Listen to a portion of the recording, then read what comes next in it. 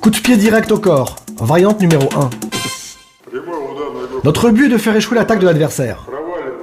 Faire échouer en imitant un mouvement de puisage. En faisant ce mouvement de danse, je n'adopte pas une position rigide, mais je manœuvre, je me déplace. Je ne cours pas ici et là, je fais une sorte de mouvement en allant sur l'adversaire et en faisant échouer la ligne d'attaque de l'adversaire. Alors sur le coup de pied, direct, je fais échouer la ligne de l'adversaire, j'agis sur la tête, j'applique un coup de coude sur la poitrine, et je peux aussi ajouter un coup à la tête. Je saisis le bras, je le fais chuter dans la position couchée sur le ventre et j'établis le contrôle.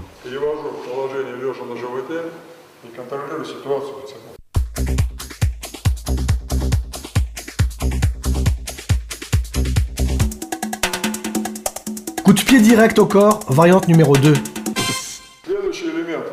L'élément suivant qu'on utilise dans ce cas pourrait être appelé le puisage. J'imite le mouvement de puisage. Voilà. Je puise aussi sa jambe. Voilà ce que j'ai fait. Mais en fait, je n'ai pas besoin de sa jambe. Je la repousse et je place un coup visage en balayant son pied. Puis de nouveau, je le renverse en position couchée sur le ventre et je contrôle.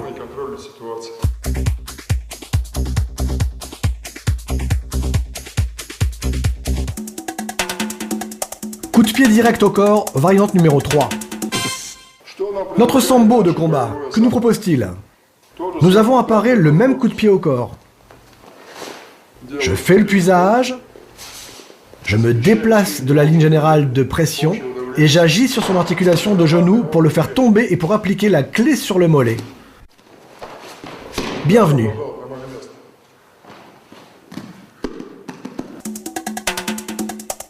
Coup de pied direct au corps, variante numéro 4. Je peux aller encore plus loin.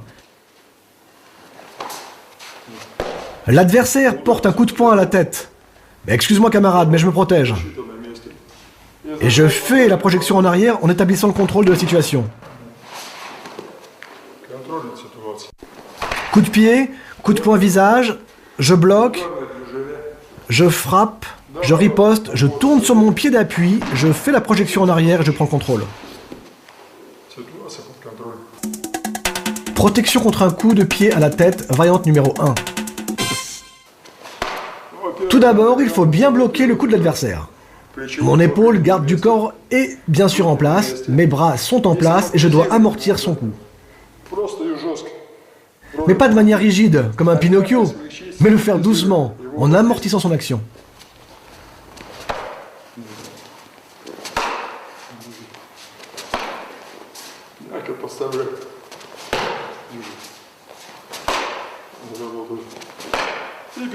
Et j'entre dans ses jambes pour effectuer un lancer.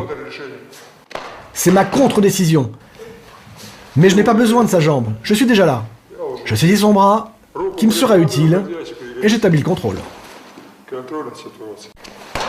Donc je pars, je le pousse en m'appliquant contre lui, en lui arrachant les jambes, et en lui portant des coups de poing au corps, en rejetant sa jambe.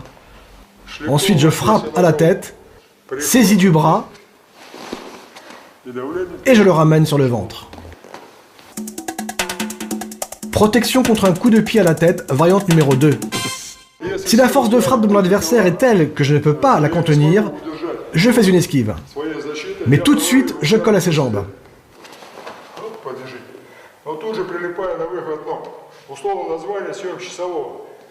Je peux appeler ce mouvement d'un terme conventionnel « neutraliser la sentinelle ». Je suis déjà là, je contrôle son dos, je donne des frappes au cou, dans la zone des clavicules. Je fais l'esquive, je colle à ses jambes en le saisissant un peu plus bas que ses genoux. Je lâche rapidement les jambes, je suis déjà là, je frappe au cou, dans la zone des clavicules, et j'ajoute les frappes pour mettre l'adversaire hors d'état de combat. Protection contre un coup de pied latéral au corps, variante numéro 1.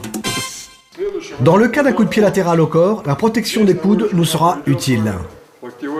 Rappelez-vous, l'ours pato. Les coudes sont responsables de la protection du corps. C'est la protection avec les coudes. Ce sont les coudes garde du corps. Donc un coup de pied au corps. Bien sûr, je peux supporter ce coup, mais pas toujours. Un vrai coup plein de puissance est 10 fois plus fort qu'un coup à l'entraînement, donc c'est bien mieux si votre coude est en place. Donc regardez mon coude en protection. Je fais un coup arrêté.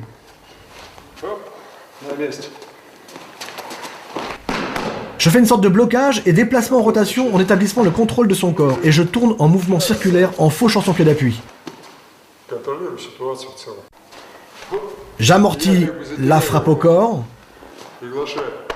Je saisis par une frappe le bassin et prends le contrôle de son centre de gravité. J'entre sur l'intérieur. Balayage intérieur. Frappe au corps. Je me débarrasse de la jambe. Frappe au visage et contrôle de l'articulation du poignet.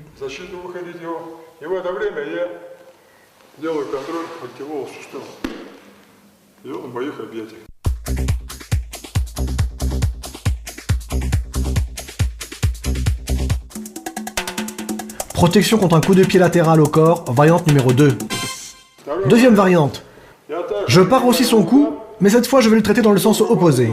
Regardez ce qui arrive. J'ai bloqué son cou, mais son genou descend.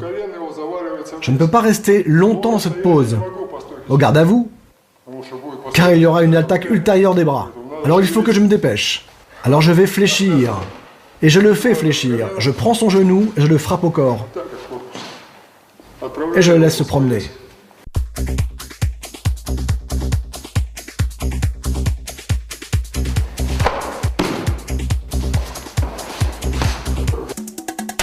Protection contre un coup de pied latéral au corps, variante numéro 3.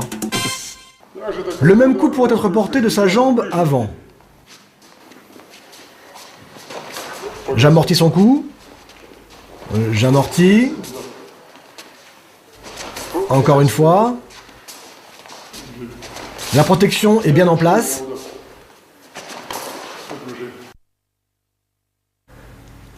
L'adversaire porte des coups de pied à distance courte et éloignée,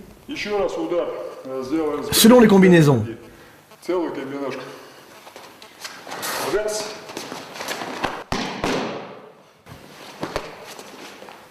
Et là, je prends le contrôle de la situation.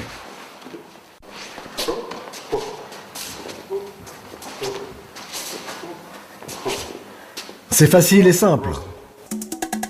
Protection contre un coup de pied latéral au corps, variante numéro 4. Que pouvons-nous faire pour nous protéger contre un coup de pied latéral au corps? J'assène un coup de puissant de mes bras du haut en bas. Soyez attentifs. Vous pouvez encaisser des coups de coude, des coups de poing sur la tête. C'est pourquoi votre protection des bras doit être en place. Le menton n'est pas visible, le cou est absent dans le combat. En lui fauchant la jambe, je prends le contrôle de la situation.